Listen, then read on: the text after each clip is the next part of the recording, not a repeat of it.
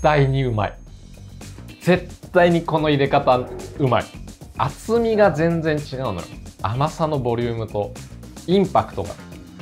スーパーハイブリッドメソッド。ダセそれいいですか、スーパー。なんかレシピ名、じゃあコメント欄にみんな考えてもらいます。考えてもらいたいコメね。ント、じゃあそうですね。それが欲しいかもしれないです。ハイブリッドメソッドを超えるメソッドになってると思うので、ぜひ皆さん名前を考えてください。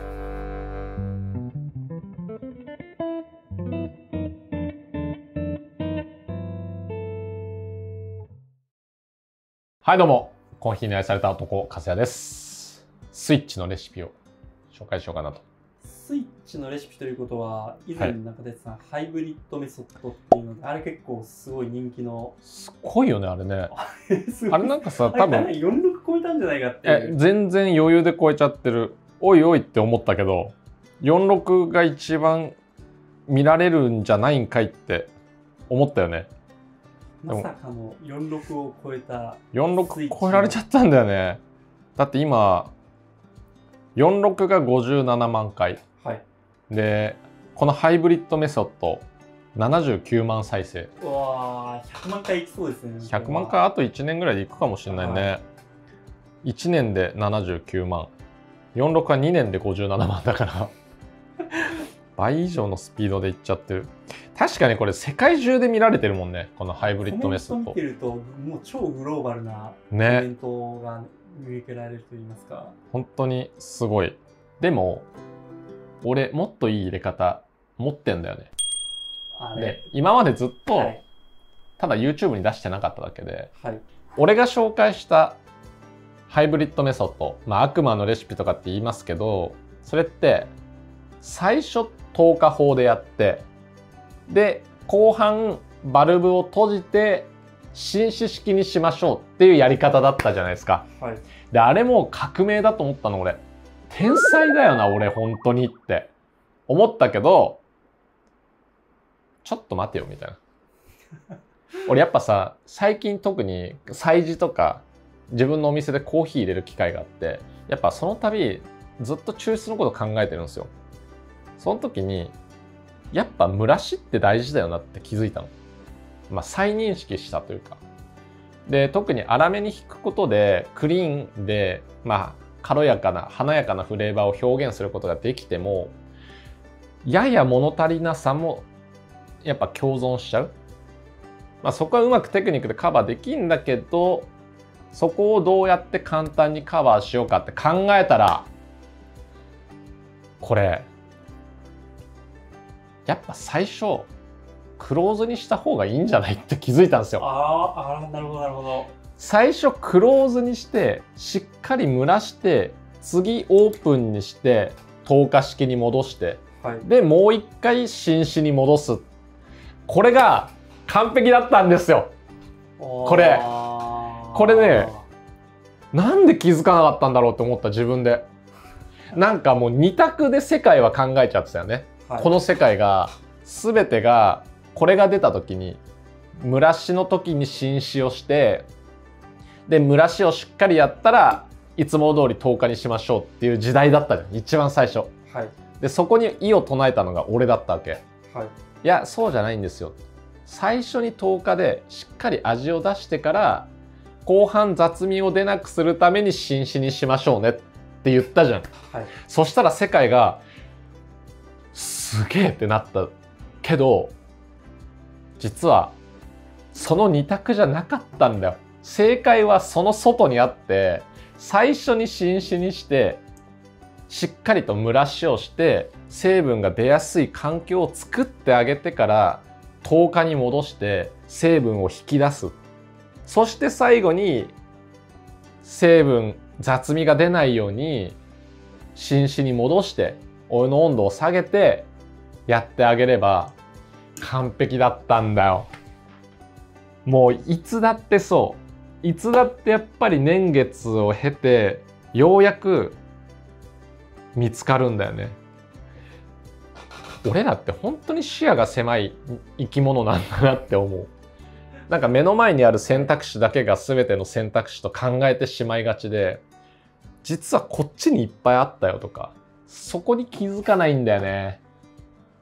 でも今回気づいたから、それみんなに教えますよ。これ本当にいいレシピだと思う。というわけで、じゃあ実践していきましょう。準備するのは、ハイブリッドメソッドとほとんど同じなんだけど、ハイブリッドの方って 20g で、280のお湯だったじゃないですか。後半の浸漬式で、しかも低温にすることによって抽出効率が落ちるから湯量を減らしてもいいんじゃないみたいな。これは考え方によったよね。あと引き目をどうするかにもよってきてて、世界中のポストとか見てると20の300とかいう人たち多かった。なので、今回のレシピも 20g に対して300のお湯にします。で、引き目は今ちょっとコマンダンテで28にした。ハイブリッドの時は、20ぐらいって言ってたけど、実際あれちょっと細かかったよね。後々思ったけど。なので実際皆さんは、20より粗めにしてる人たち多かったかも。で、やることは、最初にクローズした状態で、しっかりと蒸らしをさせてから、オープンして、で、その後に最後、この常温の水をここに入れて、お湯の温度を下げて、また浸々にするっていうやり方でいきたいと思います。じゃあ 20g 入れました。で今回使う豆は別にその辺にあったやつその辺にあったっていうかインドネシアの俺の仲いいコモングラウンドのコーヒーを使っていきます。ハイブリッドメソッドだったらこれオープンしたまま注ぎ始めるんだけど、今回は違います。ここを上げてあげる。そうするとここをクローズにします。で、お湯が落ちない状態にしてから抽出を開始します。じゃあいくよ。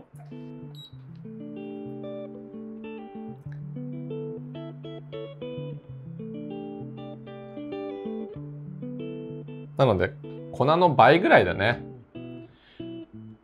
もうちょいいってもいいね。これちょっと古いから。こんな感じで全体が浸るぐらい。そうすると今しっかりと蒸らされてるんですよ。ずっとお湯に浸った状態で。これがここオープンにしてるともう液体落ちてっちゃうじゃん。それがダメだったんじゃないかなって。やっぱ蒸らしの理由っていうのはしっかりと成分が出やすい環境を整えるってことだから、しっかりと蒸らしたい。で次今もうオープンしてるんですよ。で120まで注いでいきます。これ46メソッドと一緒ですね。40% まで注ぎます。もうこれだから最初の蒸らしでクローズさせてるからさ、成分めっちゃ出やすい状態になってるんですよ。そこを作ってあげるっていうのが大事だったわけ。このニューハイブリッドメソッドは。ニューハイブリッドってすごいね、なんかね。もうどうなってんのみたいな。もうそうですね。ニューハイブリッド。もうだからこれ究極系なんじゃないって思う。で、1分半ぐらいになったら、200までいっちゃいましょ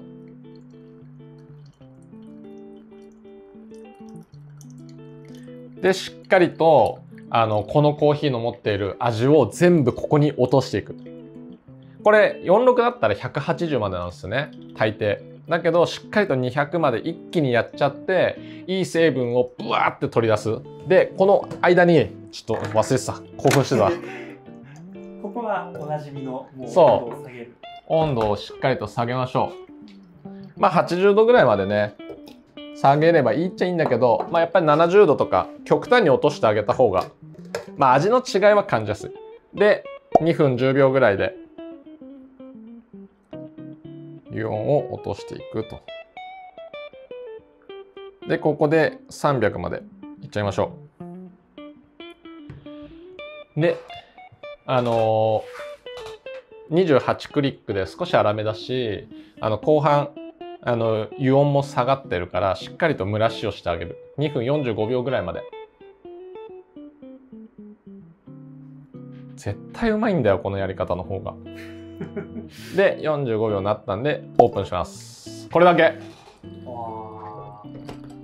まああとはこれをやっぱアレンジしてほしい、みんなに。はい、まあ今までもそうなの、なんか俺の入れ方って全部余白があるっていうかね、みんなが自分でアレンジして完成するものなんで、まあこれはあくまでも一例、フォーマットですよ本当に。いやこれはハイブリッドメソッドって美味しかったじゃん。でどんな豆もすごいクリーンだし、そのフレーバーがしっかり出て美味しいねってなってたと思うの。しかも後半新酒にすることでさ、口当たりも良かったじゃん。で3分半で完成。いいペースだね、お湯の落ち方も。だけどこの入れ方で入れると、はい、甘さのボリュームが増すと思うんだよね。やっぱ最初の蒸らしが味にめちゃくちゃ影響するじゃん。はい、で俺なんでこれ気づいたかっていうと、はい、俺の46メソッド、トラディショナルな46メソッドの入れ方って、その話も別でしたいな。もう止まらない。もうね、最近さ YouTube でこのコーヒーの入れ方やってなかったじゃん、あんまり。最近そうですね。そうちょっと企画もの多かったじゃん、缶コーヒーとか。そう缶コーヒーもさ楽しいんだけどやってて、なんかいろんなコメント来るじゃん、ああいうのやると。でもその人たちって俺がプロってこと分かってないよなって思うコメントも多い。プロっていうか、ああいうのやるせいでバカなのかなこいつみたいに思われちゃう。それ哲さんの良さでもありますけど、ね、まあだから俺 JBC にも出てたしね。俺結構ちゃんとしたバリスタなんですよ。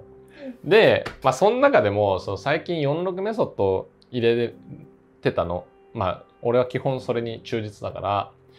でもその時に思ったのが、蒸らしの時の液体がちょっと味になんか悪さじゃない全然だけど、やっぱ蒸らしの量が多くなればなるほどすっきりした味わいになるっていうのが46メソッドじゃん。でそれってつまりちゃんと液体が抽出できてないとも言えるんだよなって思ってたのね。そしたらその考えをもとに自分でハイブリッドメソッドも入れてて、そこをずっと行き来してたらクローズしなきゃダメじゃないみたいなって気づいたんです。そして出来上がったのがこちらです。ちょっとこれはい、飲んでほしい。飲みたいです。めちゃくちゃ飲みたいです。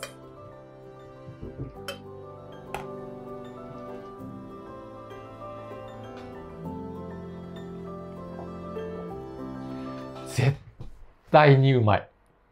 絶対にこの入れ方うまい。厚みが全然違うのよ。甘さのボリュームとインパクトが全然違う。なんかすごいクリーンだし、綺麗な柔らかい感じの甘さも出るけど、しっかりなんかなんですか、ボリュームがいいんですかね。この詰まった感じ、なんですかね、詰まったっていう言い方あれですけど、ギュッてそう前のハイブリッドは優しい感じだったのが、もっとそこはギュッと詰まってるのにバランスがいいみたいな。よりコンプレックスな、よりこのスペシャルティーコーヒーの魅力を引き出せる入れ方なんですよ、これって。これはマジですごい入れ方だから、ほんとサムネイル頼んだよ。そのもうなんか今サムネイルによるよね。缶コーヒーのね、まあそうだね。この入れ方はマジですごいと思う。だから次ワールドブリュワーズカップこの入れ方で出たやつ勝つんじゃねえかなって思ってる。じゃあ私が出ます。まず日本一にならないといけないからね。確かに。いやこれね本当にすごいと思うんだよね。だから原理で言うとやっぱ最初の蒸らしの時に下に落ちていかないっていうのが結構重要で、下に落ちてくっていうことはどういうことかっていうと、抽出された液体が下に落ちちゃってて、まあ糖化だよね。ただ粉を突き抜けてって落ちたやつがこのサーバーの中に入ってるってことになるんだけど、最初落とさないからしっかりと浸死されて、未抽出じゃない液体がここの中でとどまっててくれるわけなんですよ。でその後で一緒にこう下に落としていくから、ここに入ってくる液体の酸の質もだいぶ良くなるはずなの。力説しちゃったよ。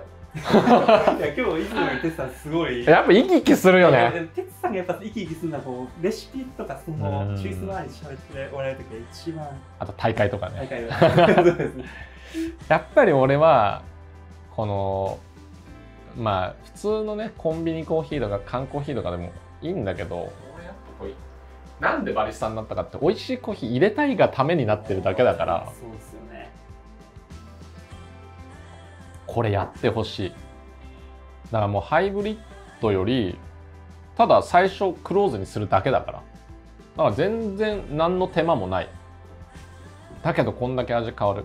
だからそこはもう味の好みでね使い分ければ。ちょっとなんか飲み比べて、みんな同じ豆で飲み比べてやってほしいね。コメントとか感想欲しい。もしかしたら意外と前のハイブリッドの方が、なんか味の出方が好きやったみたいな人もいらっしゃるかもしれない。まあそれはあるよねきっとね。はい、なのでそこら辺はまた自分なりにアレンジしてもらえればいいし、何にしてもこのコーヒーの入れ方って無限だなって思う。無限だからこそ誰かの入れ方だけに固執しちゃいけないよなって思う。それは俺は自分自身の入れ方によく思う。なんかだからさ、もうハイブリッドの時にも言ったけど、46メソッドを発見してから7年かかったわけじゃん。ハイブリッドを作るのに。やっぱ46を超える入れ方を見つけられなかったし、まあ、今でも46が俺はバランスっていうかオールマイティな分野で言えば一番美味しい入れ方だと思ってるから。でもやっぱハイブリッドもすごかった。でしかもハイブリッド見つけてからやっぱり1年以上かかったからね。ここにたどり着くのに。そうですね、たどり着くのに。なんで1年もさ気づかねえんだよって思う。世界中で使われてんのに。すごいよな本当に。だからまあもしかしたらこの後ねまた違ういい入れ方が出てくるかもしれないし、まあ今いろんなドリップあるしね。というわけで今回は、まあ、ニューハイブリッドニューハイブリッドでいいんでしょうかねえ、はい、なんて言えばいいんだろうねこれね。ずるいレシピ。ずるいレシピだって 100% 美味しくなるからね。どんな豆も絶対これずるい。美味しさが約束されたずるいレシピ。そういいですね。でもいい。悪魔を超えてるとも。悪魔のレシピより美味しいね。すごい。やっぱうまいよこの入れ方。なんかその酸と甘さのバランスだけじゃなくて、やっぱその甘さの出方がやっぱりちょっと違うなって思う。でもやっぱり後半浸死による口当たりの良さと雑味の少なさはもう保証されてるし、いいね。しかも 20g で300使えるっていう。確かにハイブリッドはね1対14だったけど、こっち1対15だから、すごくいいバランスなので、ぜひ皆さんやってみてください。これがバズんなかったらおかしいよこの世界。すごい本当に推しですね今回は。いやこんなに美味しい、なんか理屈的にも美味しくて実際に美味しいレシピってなかなかないよなって思う。やっぱこういうのなんだよね。というわけで皆さんやってみてください。じゃあコメントお待ちしてます。お疲れ様です。実はね、まあ俺最近気づいたのこの入れ方に。てかこの方が絶対いいじゃんみたいな。でも実は俺2018年にその入れ方やってたんですよ。ワールドブリュワーズカップ2018で優勝したエミちゃん、あの時に作ったレシピと一緒だったんです。なるほど。だから原点に帰ってきただけっちゃだけなんだけど、やっぱこの入れ方の方がうまいよなって思いました。まあ当時使ってたのはジーナ。ジーナですよね。ね。ブームが一瞬で消えてった。なかなかちょっとあれ入手しても使いどころが難しかったっていうのはね、もったいない。あれもったいなかったね。そうですね、すごいなんか面白かったですけど。あれさ、高いのとでかかったんだよね。そうです、そうなんですよ。あれがやっぱり使いにくさもあったし、あとジーナってスイッチみたいにこのオンオフができるやつなんだけど、ここがこうつまみになってるんだよね。なのでどっちがオープンかクローズかが分かりにくいとか、ただ無段階調整ができるっちゃできるんだけど、そもそもここが穴がめっちゃちっちゃいから、全開にしても落ちてくスピードが遅いっていう、言ってしまえば特徴があったんだけど、なかなかそれがね、当時は芝リストもそんなになかった時期だったから、選択する人がだんだん減ってっちゃったんだよね。